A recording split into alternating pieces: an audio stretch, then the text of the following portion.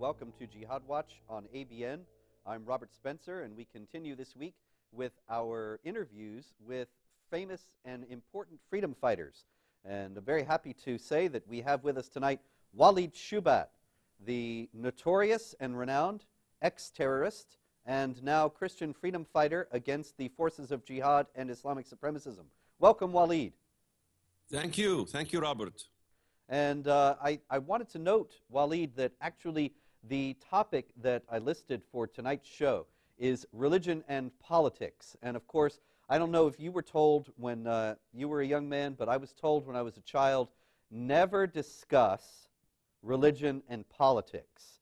Those were like the two things that were off limits. And this is what my parents told me. And they told me this because they said, if you want to have friends and have a wide circle of friends and enjoy social occasions, if you bring up religion and politics, then people will start arguing, and they won't be friends anymore. And so that's what's on the line tonight, Wakud.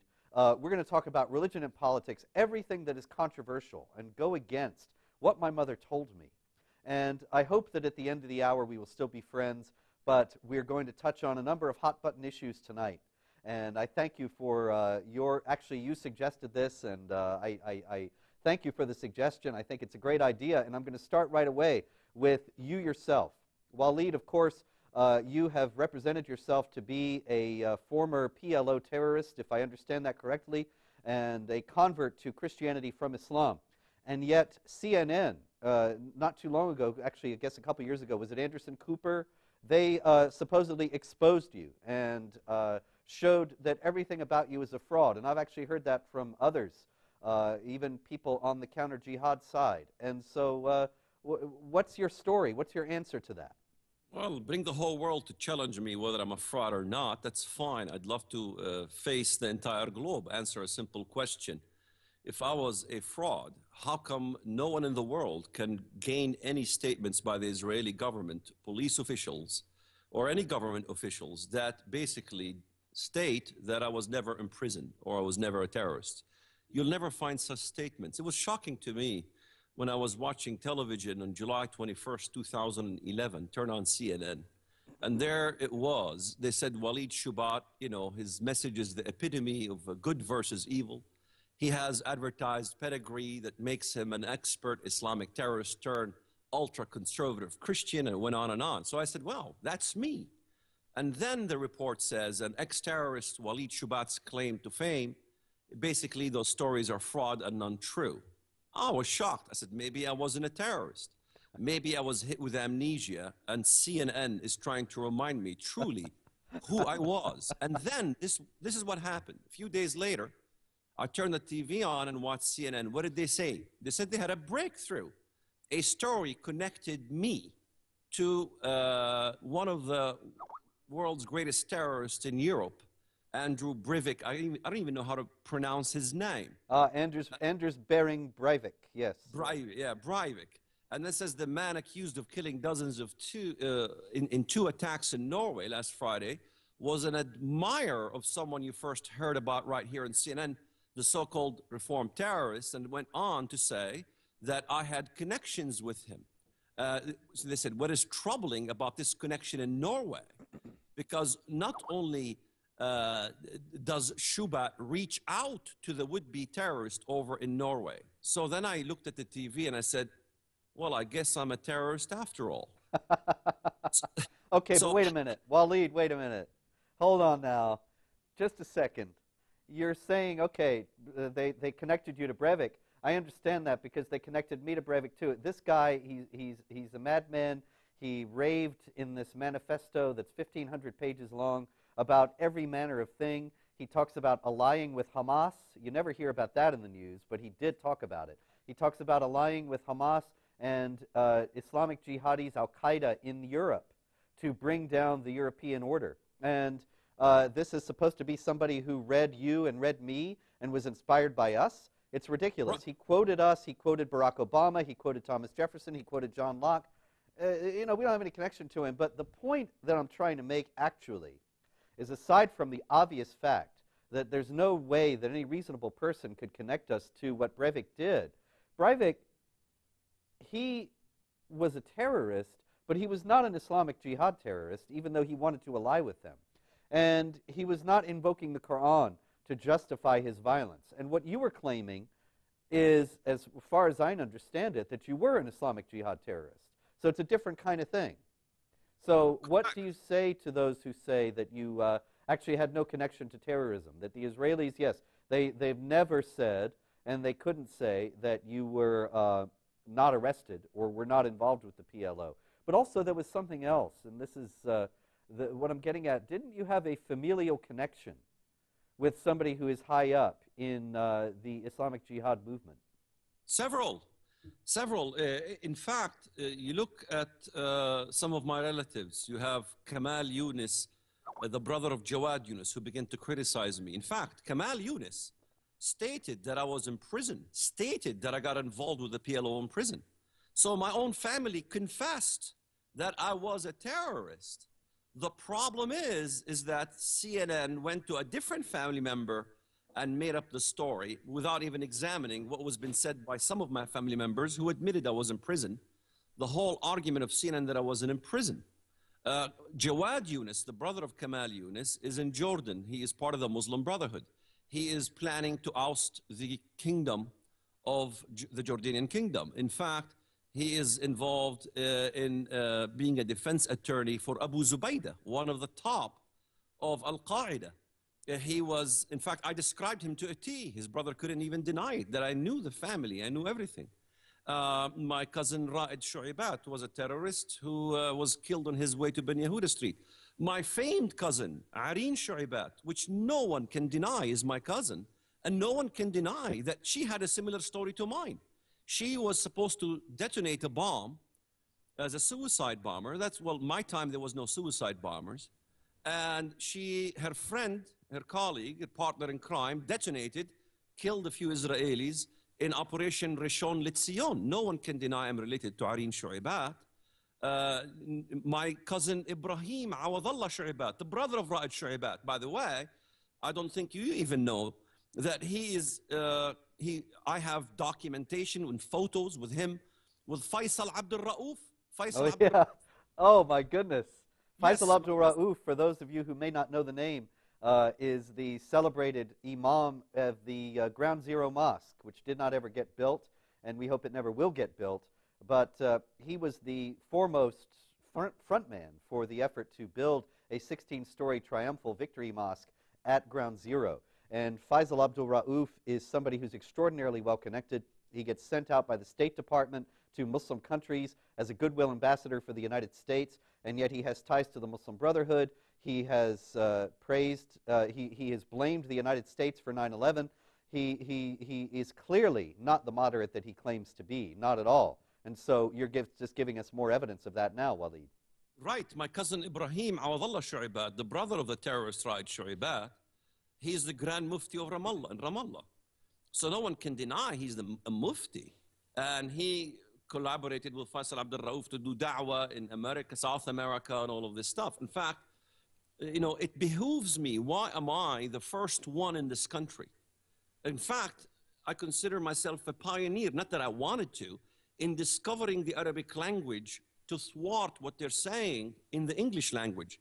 You had Faisal Abdul Rauf, when he was interviewed in Fox News by Sean Hannity, who basically tried to ask him the questions, do you support terrorism? Do you support Al-Qaeda? These kind of things. And he pleaded the fifth. I was the one who went and got oodles of information, interviews he did in universities in Egypt and radios in Egypt, in Jordan, wrote an article for Al-Ghad newspaper in which he elevated Hezbollah and Hamas terrorist organizations, showing clearly that this is the way to advance Islam. So, you know, Americans don't need to basically try to extract information in the English. We have it in the Arabic language, translated to English. In fact, some people try to say, you know, we can't trust Walid's translations. One time they sent my translations to the university, the American University in Lebanon, in which scholars, Muslim scholars, looked at the translation and condemned me, but could not condemn the translation. So I dare anyone to refute any of my translation work. It's verbatim of what these people are saying. And this is why after years of these efforts, I decided to write my book, The Case for Islamophobia. Yes, I love that title. I've been called the nation's leading Islamophobe, and so I take it as kind of a handbook or a tribute to my own work. But I don't mean to be self-centered about it. Islamophobia is a much bigger thing. But look, Waleed here again. Islamophobia is a made-up concept that is designed to intimidate people into thinking there's something wrong with resisting jihad and Islamic supremacism. And so how can you write a book called The Case for Islamophobia? Aren't you trying to make a case in that sense for the Muslim Brotherhood and Islamic supremacism? No, it's actually reverse psychology. Muslims who complain about Islamophobia ignore the real issues. What we have is Judeophobia, Christophobia, Ameriphobia. In fact, philosopher Pierre Ben suggests that perhaps who fear the rise of Islamophobia foster an environment that is not intellectually or morally healthy, to the point that what he calls Islamophobia phobia. Let me explain. If the United States, if there are elements in the United States from the conservative says to Turkey, you know, wait a minute, guys over there, you need to confess the Armenian genocide. You have Hillary Clinton objecting. No, no, no, we don't want to offend the Turks. We don't want to offend the Muslims. This will rock the boat. This will basically cause a rift between us and the Turks, and we don't want to upset the delicate peace negotiations here and there. So let's not talk about those issues. So who is the one with the phobia? The ones with the phobia is the liberal left, who's afraid to address the issues. They're the Islamophobes who are accusing everybody else of being Islamophobic. Absolutely, absolutely. And there is Islamophobia. I've written about that before, that there are people who are so desperately afraid of being called Islamophobes that, or racists and bigots and all the rest of the nonsense that the left throws at anybody who stands up and speaks out about jihad and Islamic supremacism, that they will put up with anything and remain silent in the face of the escalating persecution of Christians in the Muslim world and at the oppression of women and all the rest of it, because the alternative for them is to be tarred with these charges, and that they cannot endure. Correct. In fact, you know, how could anybody argue that fear of Sharia or fear of Islamization through jihad is a phobia? Phobia means fear. You know, you're being fearless if you address the issue. I went to a debate one time. I was flown all the way to Barbados to debate a Muslim imam there, and he gave 1 hour lecture on why Islam is a peaceful religion. I was flown all the way to Barbados to spend 2 seconds, really, few seconds there. I got up to the pulpit and I said, you know, this man just gave a lecture how peaceful Islam is. I have but one question to ask the imam. I learned from Jesus how to ask questions. The question was the following.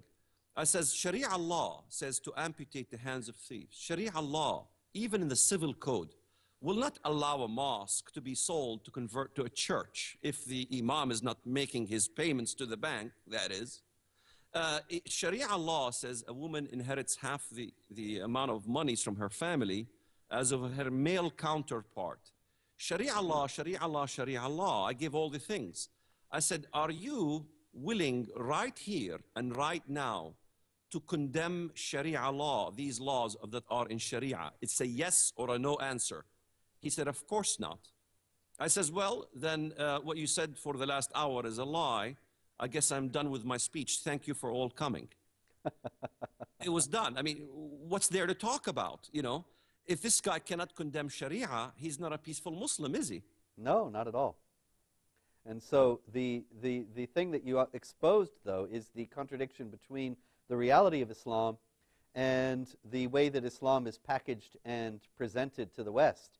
And Correct. The Yes. non-Muslims, they don't know. You know, you know what's in Sharia law. I know what's in Sharia law. But most people who don't do this, they have no idea what is in Sharia. And so they hear this imam saying everything is peaceful and tolerant. And they think, well, then everything must be peaceful and tolerant, and it's all fine. And, you know, I can tell you a story of the same kind, actually, in the 90s.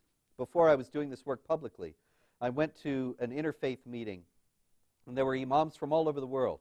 There were imams from Syria, from Iraq, from Egypt, from Malaysia and Indonesia, Nigeria, and they all got up one after the other and they said that Islam is peaceful and tolerant and we love the non-Muslims and we respect and revere Christianity because this was a Christian-Muslim meeting and there were Christian priests and bishops there as well. And I hadn't published any books at that time and nobody knew that I was doing this work. And so I stood up and I said, you know, I hear these things in the media. You know how the media is. And I hear these things that are critical of Islam. And I heard that the Quran says Muhammad is the apostle of Allah and those who follow him are merciful to one another but ruthless to the unbelievers. Now, that seems to contradict what you're saying about how Islam respects and reveres people of other religions. So can you explain how that could go together? And they said, oh, that's not in the Quran. And I said, well, actually, I remember the article, and it said that it was in chapter 48, verse 29. Can you check? And so they took the Quran and flipped through and found that it was. And he says, oh, it is in there. And then he had some dissembling statement to make, but the whole talk had been exploded, that they were peaceful and tolerant, and yet these things were going against the Quran. And so the problem is that most Americans don't have any idea what's in the Quran and can't ask questions like that, and so they just swallow the propaganda. Correct. In fact, I asked, what was the guy's name in the CIA, ex-CIA. He's a good guy. And he talked about peaceful Islam. I says, name me one peaceful Muslim scholar that you know. And he gave a reference to, what's his name? Hisham Qabbani. Hisham Qabbani is Sufi. Well, yes. So is Faisal Abdul Rauf Sufi, by the way. Yeah, sure he is. I says, did you read the writings of Hisham Qabbani? He says, when the Mahdi appears, Christianity will cease to exist. I said, how is that peaceful? In fact, the whole myth in America, you know, America has a lot of myth. That's the problem with America. They live in myth. And it is time to bust this myth about all sects of Islam. You know, they're trying to find something that they think is, hopeful. They look at ijtihad, they look at all kinds of things, you know. Yeah, the Sufis. The Sufis are a prime example. I mean, you know, you're mentioning Qabbani and Rauf, and people always say to me that, oh, you know, well, what you're talking about, you're not giving enough attention to the Muslims who are peaceful, like the Sufis, who spiritualize all those violent passages in the Quran. And they don't know that Hassan al-Banna, the founder of the Muslim Brotherhood, was very enamored of the Sufis and prescribed Sufi spiritual exercises for the early brothers. And that the Sufis in Chechnya have been waging violent jihad against the Russians for a couple of 100 years. And not only that, but Al-Ghazali, the founding figure of Sufism, spoke very forthrightly about the necessity for Muslims to take up arms and wage war against unbelievers and subjugate them. Yes, you're absolutely right. Al-Ghazali was paramount, you know, he's the paramount of the golden age and this kind of thing. You know, he says catapult them, kill them, all these things. This is the issue that the West doesn't understand, is that in Islam, there is an alkaline to basically suppress the acid reality, if you will. If Umar ibn al-Khattab has declarations about don't do this and don't do that and don't burn trees, don't cut trees, and they will give you those quotes. But very few will look at the quotes with the acid reality. And so the game is the good cop, bad cop. The good cop is playing in the Western English language, and the bad cop is saying everything in the Arabic language. So what I did in the case of Islamophobia was to bring the good cop and the bad cop from the Arabic sources and to begin to show what they say in the English, the same people, versus what they say in the Arabic. You know, look at Taha Jabir al-Alawani. He runs the military apparatus of raising imams in the military. GISS, I forgot how it's called. GSISS. GISS, yes. And, you know, he writes articles that are so virulently anti-Semitic. I was the first to translate them, you know, talking about the golden calf and how the Jews worship the golden calf and so on and so forth. The stuff comes out of the epitome of hell. You know, it's akin to what we've seen in Nazi Germany, yet he still serves in the military, being paid by taxpayers to recruit jihadist imams like, you know, you have Nidal Malik Hassan. I mean, look at the, you know, the whole thing with Islamophobia. You had Nidal Malik Hassan kill 14 Americans. You had Private Abdo after him who wanted to commit the same atrocities. He condemned Islamophobia. That's Yet right. he was a terrorist. Yeah, So Nasser Abdo was a private in the U.S. Army who had plotted to, who actually got out of the Army. I'm just giving the background, Waleed, for those who might not know the story, that he got out of the Army as a conscientious objector because he didn't want to fight against his fellow Muslims in Afghanistan. And he said he was going to devote the rest of his life, and of course he's quite a young man, but he said he was going to devote his efforts in the future to being a exponent of peaceful Islam and to fight against Islamophobia, to show people that not all Muslims were terrorists and so on. And then he started plotting to go in and commit a second massacre of American troops at Fort Hood in imitation of Major Hassan. correct. In fact, I was condemned by CNN because I spoke at the Dakotas, North Dakota, South Dakota, I remember. They said there's no Muslims in those areas. Why is Waleed speaking there? There's very few Muslims there. But so were very few Muslims living by the Fort Hood area. Yeah. So the argument to say that, in other words, are they saying if there's many Muslims, there's terrorism? Is that what CNN is saying? It's exactly what they're saying. Yeah. There's not many Muslims in the Dakotas. Why should we fear terrorism? In other words, where there are many Muslims abound, there's high terrorism. Well, that's true, but that doesn't negate the case in which we've seen in Texas a terrorist attack by Nadal Malik Hassan, where there's very few Muslims live there. Yeah, absolutely. And so it's sort of funny how CNN betrays that it actually agrees with the things that we're saying, and that it knows that there is no distinction within the Muslim community between jihad terrorists and peaceful Muslims, in the sense that the peaceful Muslims in the United States have never said that you can't come into this mosque if you agree with Osama bin Laden, you can't come into this mosque if you believe that Muslims must wage war against unbelievers. They have never made any kind of declaration like that. And so there is no screening process. There is no filter. There is no one who is standing at the gate and saying, you cannot come in if you are a terrorist or a terrorist sympathizer. And so this makes it very difficult for the media, because they want to repeat these myths and believe these myths, but reality keeps contradicting them. And then your incident in the Dakotas, it shows that they really do know what's up, but their politically correct sensibilities don't allow them to say it forthrightly. Right, but my focus lately has been in why, Islam, me and you address Islam extensively, and my question is, Islam is a symptom, Brother Robert. It's a symptom of a decaying society. It cannot basically enter into a healthy society. The case in Europe is very clear. You have churches that are shells. You have abandonment of Christian ethics. You have liberalism abound. So I think the moral decay is the reason. Wherever there's moral decay in Christendom, there is Islamdom trying to punish it and take over it.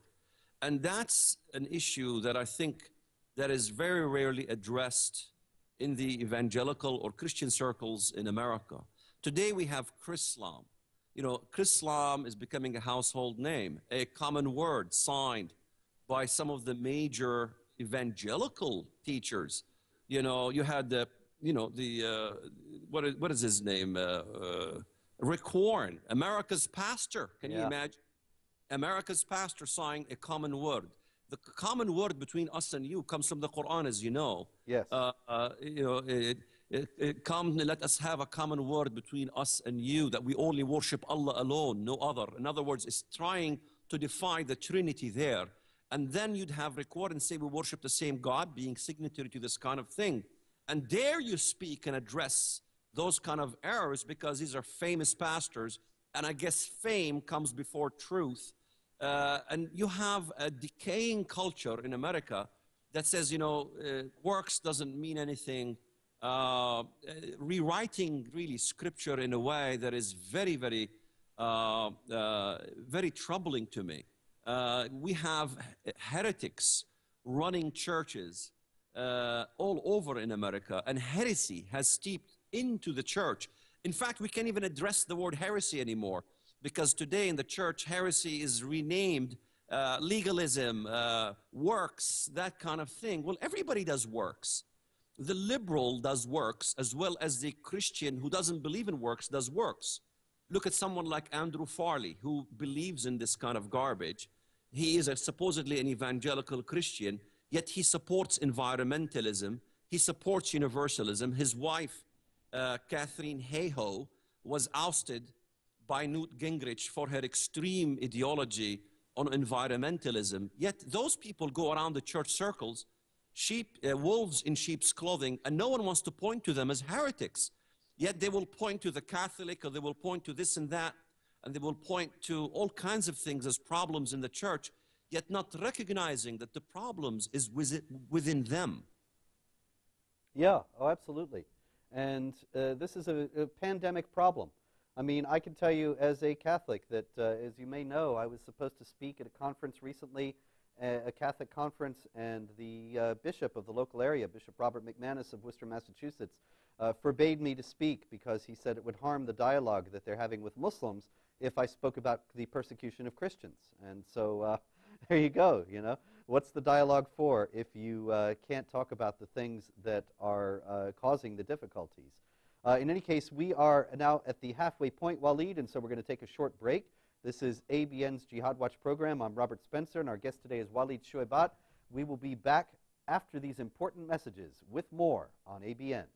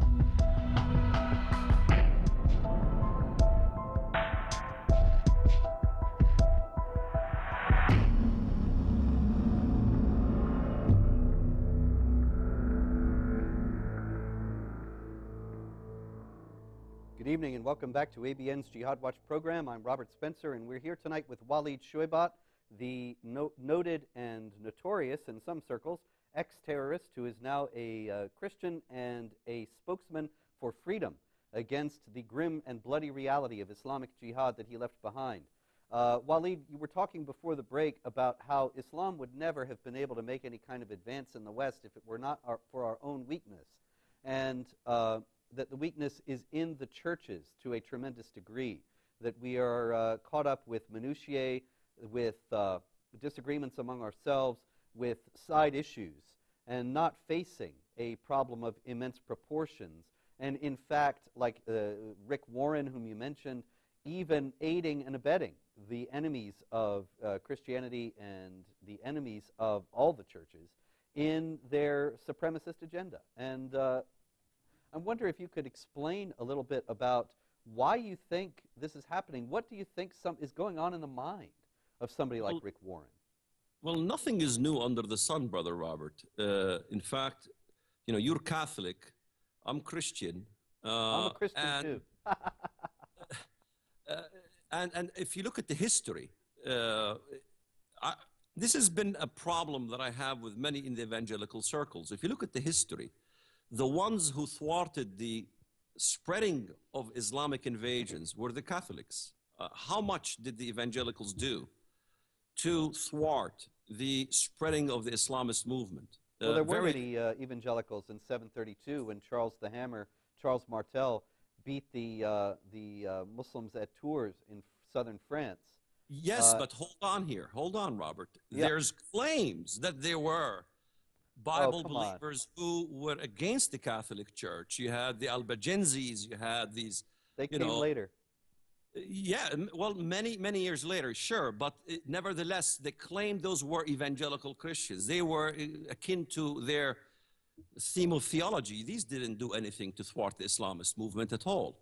In fact, the problem historically of Islamism moving into the East, moving into Asia Minor, was a result of what?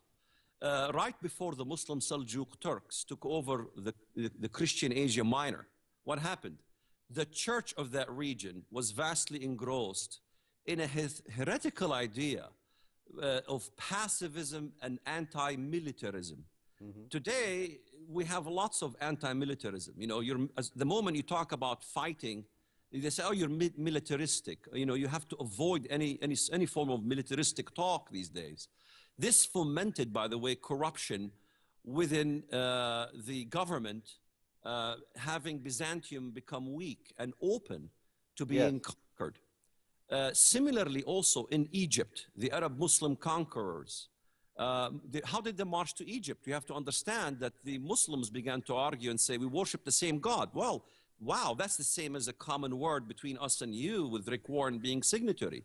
The Egyptian Christian at that time said, you know what, let's have peace, and maybe we do worship the same God. And in December of 641 AD, Egyptians realized their mistakes, but it was too late. They were already yoked and subjugated. So there's nothing new under the sun. This is being repeated now, in which you see Rick Warren says, I love gays, I love homosexuals, I love Muslims, I love. Well, my son made a joke one time, says, okay, well, maybe we should continue on. I love pedophiles, I love criminals, I love cannibals, I love, you know, how far do you want to go with this I love thing? They have this I love that lives in a vacuum, and that's the problem. You know, everybody loves, in fact, everybody hates. Robert, you teach hate, and I teach hate. The Muslims doesn't have to go no further. It is true. We do teach hate. I hate evil, that's all. We hate evil. We hate slander. We hate violence for no reason. We hate murder for no reason, you know, killing someone for no reason. And they love. Let's face it. The ones who hate God love death. Yet you find in the evangelical circles like Andrew Farley and his wife, Catherine Hayhoe, talking about how the earth is becoming problematic because of Christians not, you know, facing up to the fact that environmentalism, we need to come to grips that population needs to be controlled, that we have too many people on earth. Hello, what's happened here? What's the difference between this Christian, so-called Christian, and this leftist mantra? It's no difference whatsoever. They've infiltrated into the church. So, you know, evangelicals need to start thinking that they're not immune from the virus that has corrupted the church in the past. It's corrupting them as well. Absolutely, absolutely. I couldn't agree more.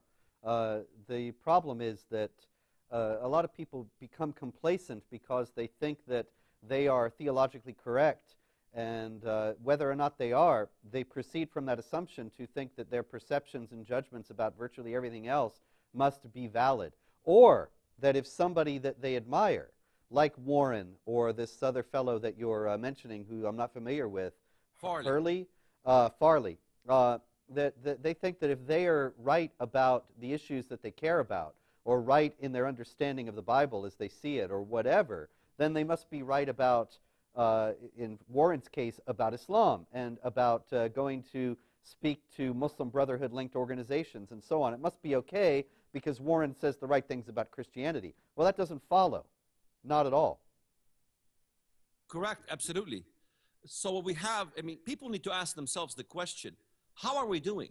If that theology, the teaching is correct, well, how are we doing? Are we doing better than before? Are we facing the problems in America? You know, how is it that we have a president in the United States of America?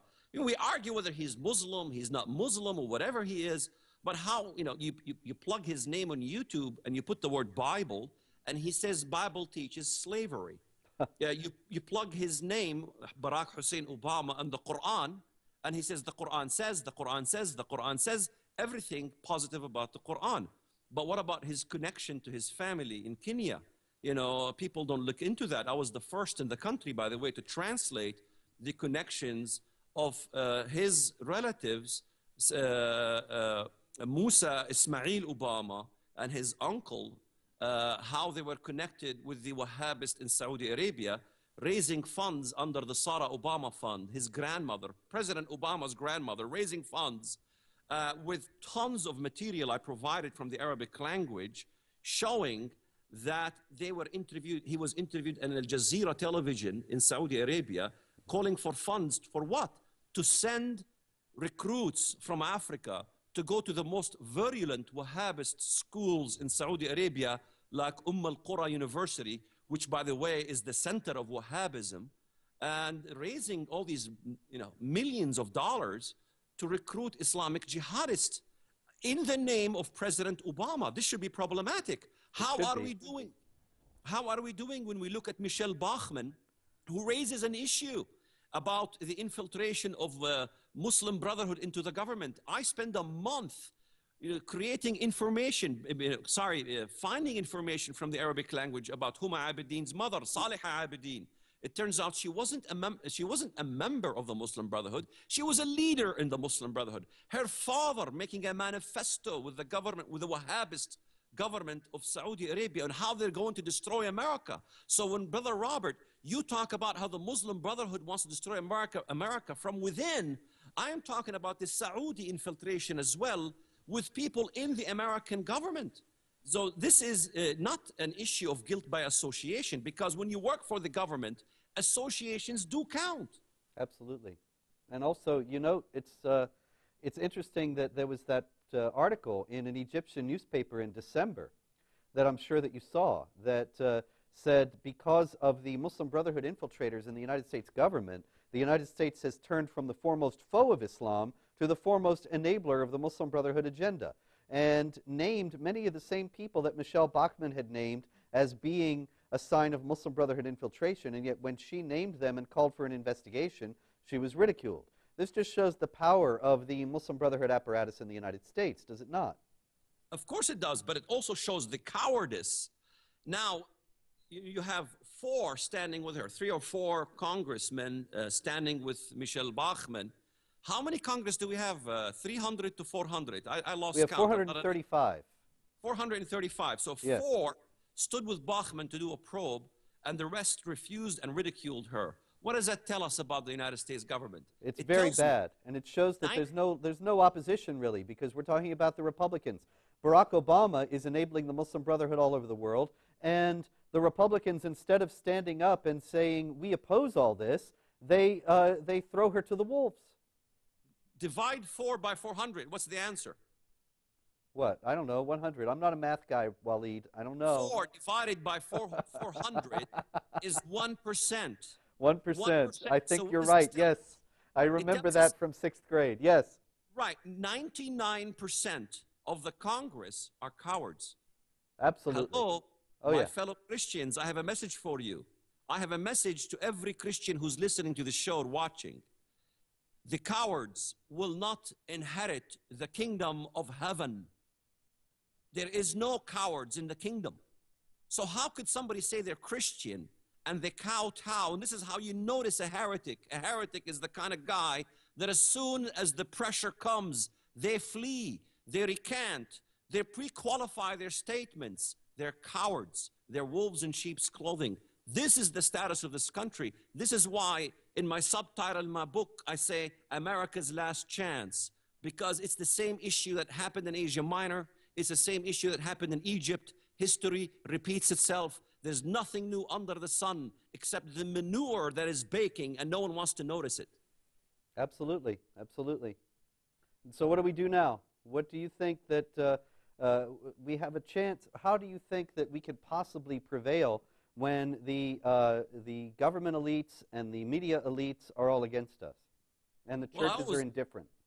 You know, I'm a Christian. I always ask the question is, what's the reason for Christ to come? In the past, when you had Nazi Germany, the Almighty somehow, you know, had Japan hit the United States at Pearl Harbor. The giant was woken up, and then he bombed the heck out of Dresden and, you know, Hiroshima, Nagasaki, and stopped evil empires from rising. What's the purpose for Christ to come back? Well, the purpose for Christ to come back is that there is not many who are going to be doing the needed fight to basically clean this earth. So, you know, I think we're going down the slippery slope. I don't think there's a way of turning. I don't, you know, you ask me the question of how can we turn the tide? I think many will do great endeavors. That's in the Bible. You know, he will deceive many. The saints will be persecuted. So I expect more persecution of the saints. And the church will be very quiet about that persecution. We just got involved in rescuing a Christian Catholic named Ryan Stanton from Pakistan. Boy, I went to several churches, evangelical churches, asking for help to help the brothers who are dying in Pakistan. Only one church out of so many gave us a few $100s to help rescue Christians in Pakistan. Well, I guess they're Catholics. Don't serve the Catholic so he can survive, I guess. That's the problem that we have. We talk about unity. We talk about all these things, yet we're so divided. Yes, absolutely. And this, I think, is a big problem, that evangelicals don't see Catholics. I mean, you said it before. You're a Catholic, I'm a Christian. Well, of course, Catholics are Christians as well. And it is unfortunate that evangelicals don't think that that's the case, because when they see Catholics being persecuted or when they see Orthodox being persecuted, they don't think of them as their brothers and sisters. They think of them as part of some alien sect. And Catholics actually tend to act the same way, and not even to care when their fellow Catholics are being persecuted. So the problem is very deep. It's not at all like in Islam, for example, where they're constantly told that they're members of one ummah and have to take care of one another. Although they fight, of course, amongst themselves a great deal as well. May I remind the viewers, listeners who's watching this, if I study my Bible, my friend, and I look where Christ comes to earth, you know, I went to many evangelical churches in this country where they sing the song, "Behold, he comes riding on the clouds."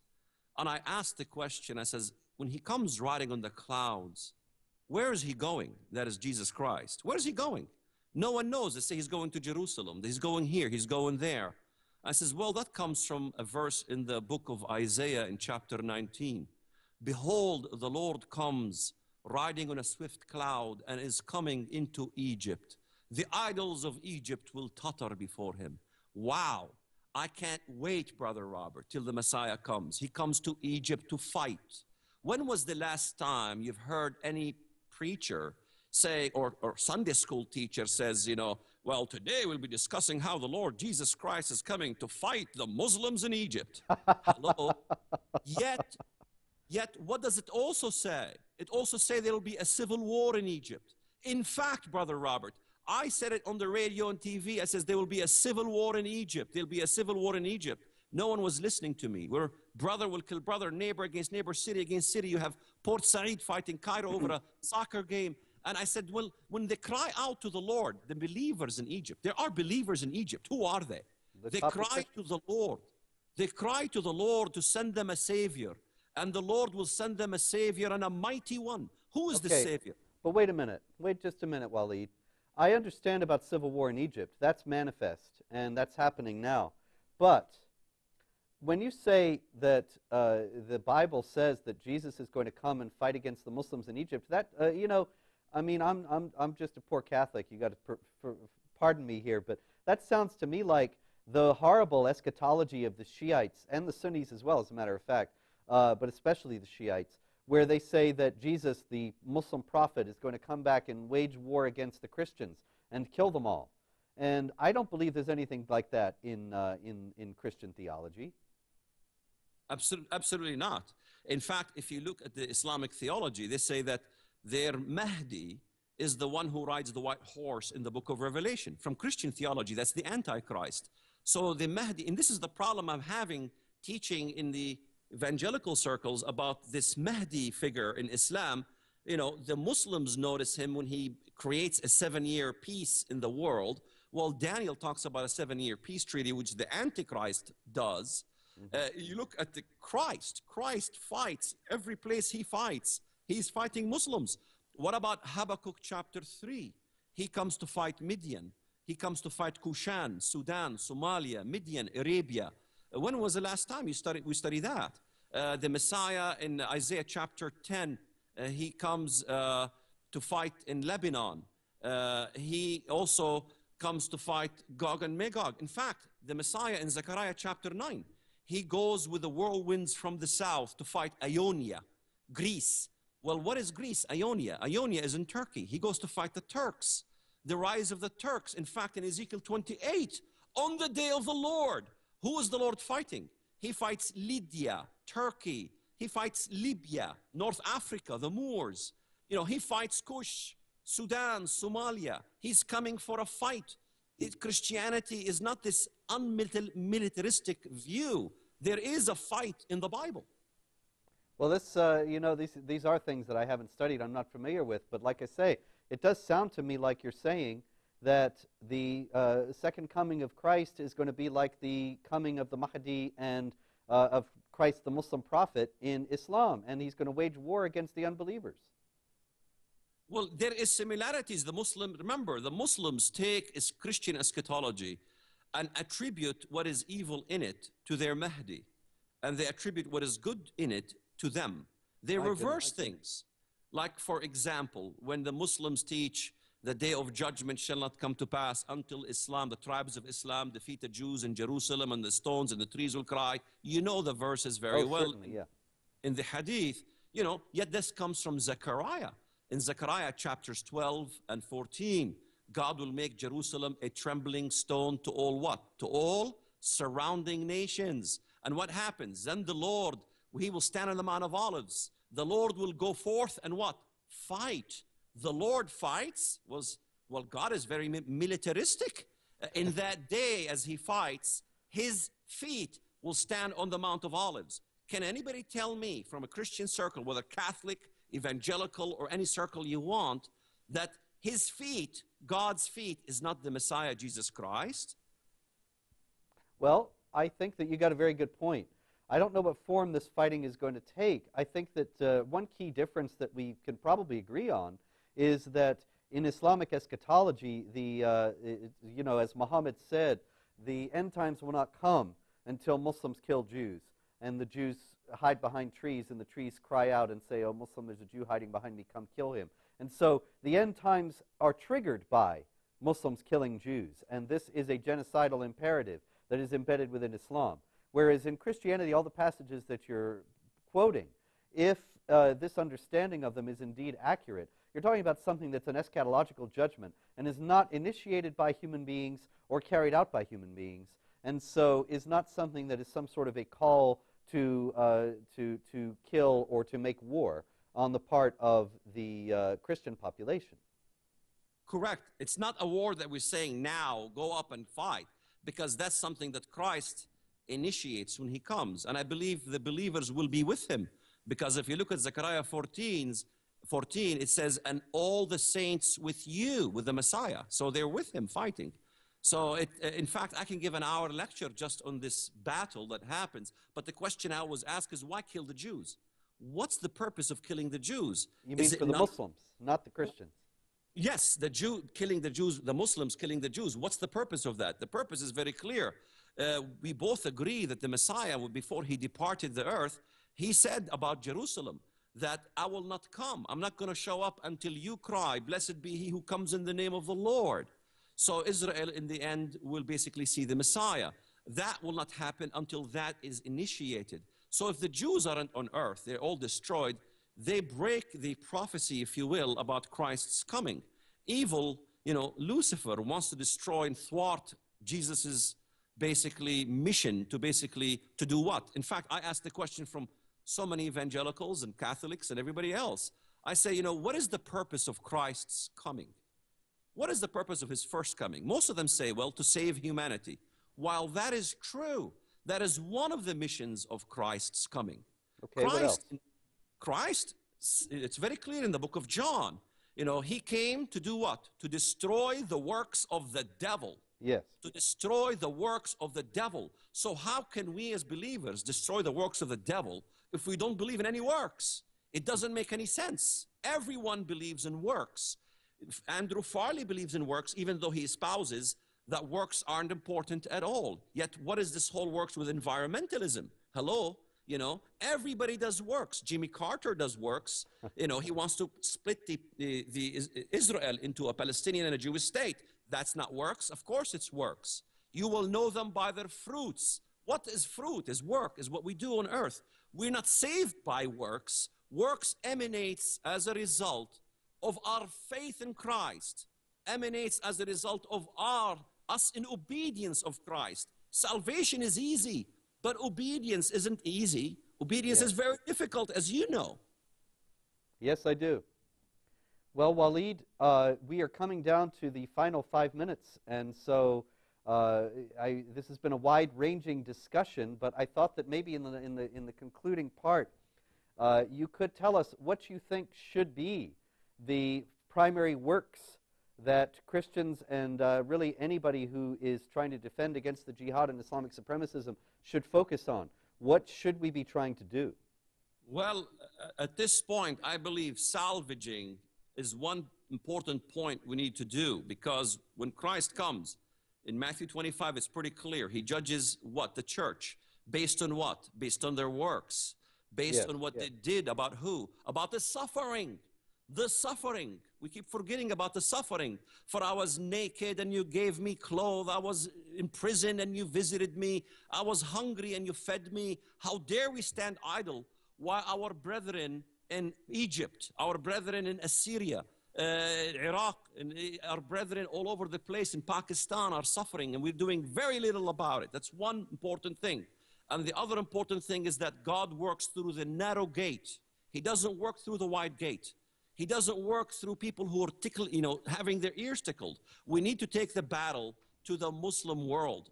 In America, they keep talking about racism, racism, racism. America is a country that talks about racism more than any other country in the world, yet it exercises the least amount of racism than any other country in the world. What country exercises the most amount of racism in the world? Saudi Arabia. We're not addressing Saudi Arabia. Look at Fox archives. See what Fox is doing about Saudi Arabia. Absolutely very little or nothing. The Wahhabist movement of Saudi Arabia intervening in Syria. We need to help our brothers in Syria. What's going on in Syria? Syria is one piece of the domino that the Muslim Brotherhood wants to take over. And this way, they will take over the entire Middle East. So it's a major issue. We're supporting the greater beast, in this case, Turkey, Syria, Saudi Arabia, against the Iranians. I'm not for the Iranians. Iran is an evil empire. So we need to understand the bigger picture as Christians of what in the reality is going on. And we need to look at our Bibles to see what God has been saying. It's not as God has forgotten to mention to us the troubles going on in Egypt and Syria and in Libya and in North Africa. It's that we haven't studied our Bibles for a long time to see what God has already been saying for 2,000-3,000 years. Well, I guess the difficulty that a lot of people have is that a lot of these passages that you're mentioning are very gnomic and hard to understand, and people throughout history have had different understandings of them. And so it can be very difficult to say, well, the Bible says X and therefore we should do Y, because it's not really all that clear that the Bible says X. I'm not saying that the Bible doesn't say anything or that it doesn't speak clearly, but especially when you're coming to passages of prophecy, it's very hard. But one thing that we do know, and I think that you and I can agree on, is that we know what's right, and we know what is true, and we know what is good. And we need to defend these things now as they are being directly and fully attacked. And so if we do not defend them now, then we will certainly lose the freedoms that have enabled the church to flourish in the West and throughout history in lands that were hospitable to it. The conditions for that are rapidly changing. You talked about persecution. The persecution of the Christians in the Islamic world is escalating, and the situation for Christians in the United States is getting more difficult, with the Obama administration forcing the church to take certain positions and to fund certain things that it doesn't approve of, and so on. It's only going to get worse. And so these are hard and trying times. And we need to gird our loins and be ready for a great battle to come. Is there a time for last comment? Absolutely, yes. Brother Robert, I disagree with you on the point that the verses or the issues in the Bible are difficult to understand. I'll prove it. I have stated 15 years ago about the rise of Turkey and the rise of Neo-Ottomanism and the revival of the Ottoman Empire. I learned that from the Bible. No one can refute that anymore. Was I a genius? No. I simply read the book. It's well, very, you've got very to show simple. me, because these are things that I'm not familiar with, and I'm not really close to the idea. But I know that all the way back to Joachim of Fiore in the, I believe it was the 12th century, many people have interpreted the Bible and read it in light of current events of their own day. Maybe it applied to all the events. Maybe or maybe all these people were wrong and it only applied to our time. But it's just a general hesitation, not a rejection outright of the idea that there's something in the Bible that could apply to the present day. Well, maybe if one day I will have 4 hours of your time, okay, I will go through them and you will see how clear they are. They are speaking of the times that we're living in now very clearly. Okay, it's a date. But we are out of time now, and Walid, it's been a pleasure. It's been a fascinating discussion, and I appreciate you being on with us. This has been ABN's Jihad Watch program. I'm Robert Spencer, and our guest today has been the great freedom fighter Wakud Shoebat. Tune in next week for more on ABN's Jihad Watch show. I'm Robert Spencer, and God bless you. God bless.